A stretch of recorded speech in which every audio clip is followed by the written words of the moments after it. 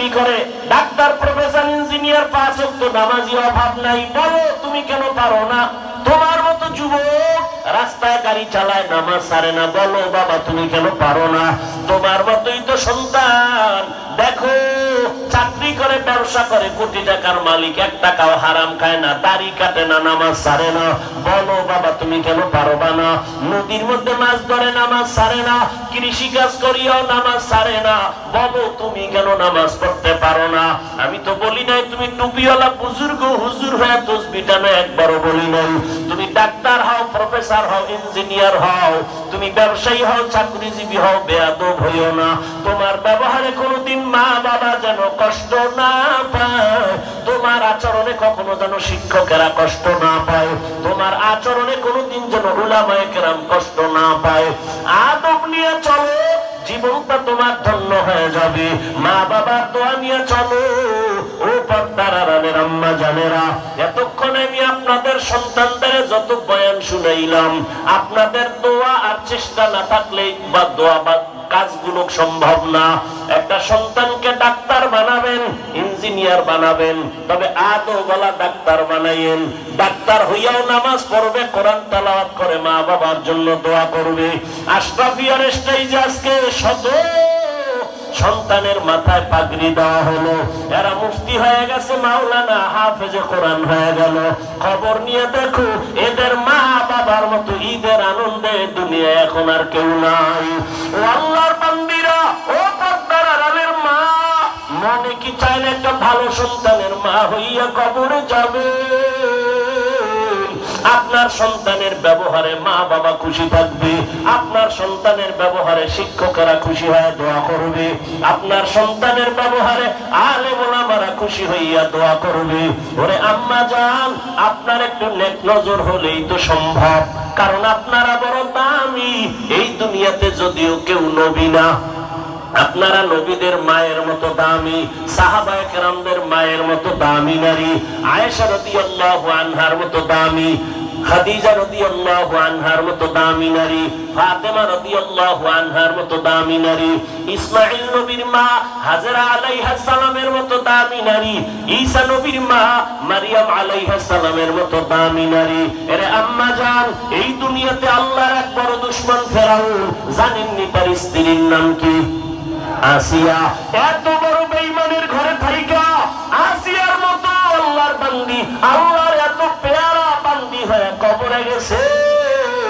রহমতের নবী বলেন, কিয়ামতের দিন জান্নাতে আসিয়ার সাথে আমার বিবাহ হয়ে যাবে।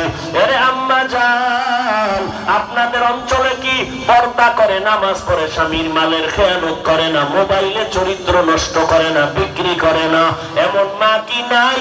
আছে, খুঁজিয়ে দেখেন। আপনার মতো কত মা পর্দা করে, হালাল ভাবে চলে, স্বামীর মাল খেয়ানত করে না, স্বামীর সাথে বেয়াদবিমূলক আচরণ করে না, মোবাইলে সময় নষ্ট করে না। এরে আম্মা জান, আপনি কেন পারবেন না? এই দুনিয়াতে যত ভালো ভালো সন্তান আছে মায়ের কারণেই হয়েছে। বলার সময় আমার নাই। ও মা, আল্লাহর কাছে দোয়া করেন, ভালো একটা সন্তান ডাক্তার বানায় যান, আদর্শবান ইঞ্জিনিয়ার বানায় যান, আদর্শবান একটা সন্তানকে ডাক্তার, প্রফেসর, ব্যবসায়ী, চাকরিজীবী বানায় যান। যদি না পারেন এখন থেকে তওবা করে নেন। আপনার স্বামী তো ফেরাউনের মতো খারাপ না। আপনি নামাজ পড়লে তো স্বামী খুশি। স্বামীরে যদি বলতেন নামাজের দাওয়াত দিতেন, একদিন না একদিন নামাজি হতো। স্বামীকে যদি বুঝায় বলতেন, ও স্বামী আমার, খাইয়া না খায়া থাকলেও তোমার সংসারে আছি, দাবি জীবনে আমার হারাম টাকা ঘরে আনবা না, হারাম মাল ঘরে ঢুকাইবা না, হারাম খাইয়া নিজেদের রক্ত, সন্তানের রক্ত নাপাক করবো না। যদি স্বামীকে বুঝাইতেন, কোন স্বামী হারাম মাল ঘরে নেওয়ার সাহস পেত না।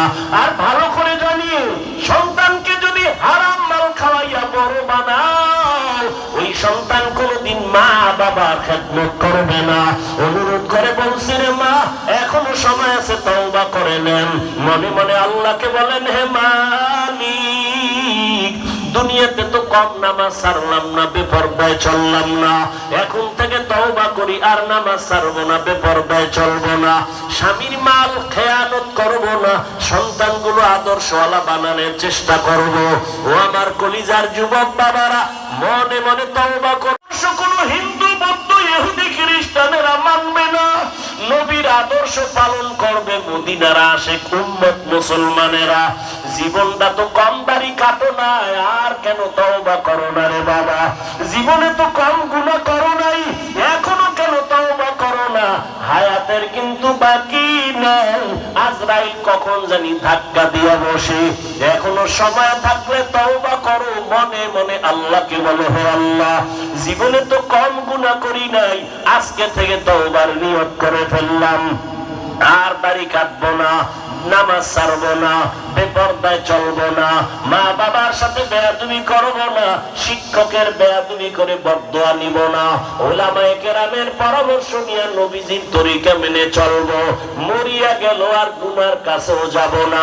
তওবা করার মতো যদি কারো অন্তর তৈরি হয়, মুনাফিকি যদি না থাকে, খাঁটি তওবার নিয়ত যাদের আছে, দুটো হাত আমার আল্লাহকে দেখাইয়া দাও। আয় আল্লাহ, আমাদের হাতগুলো কবুল করে নেন, তওবা কবুল করে নেন, তওবার উপরে মজবুত হইয়া চলার মতো তৌফিক দান করেন, আমিন। আলহামদুলিল্লাহি রাব্বিল আলামিন, ওয়াসসালাতু ওয়াসসালামু আলা সাইয়্যিদিল আমবিয়া ওয়াল মুরসালিন ওয়া আলা আলিহি ওয়া আসহাবিহি আজমাইন, ইয়া আরহামার রাহিমিন,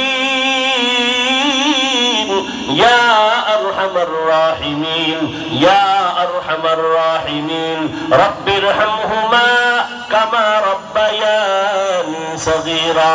اللهم إنك عفو كريم تحب العفو فاعف عنا.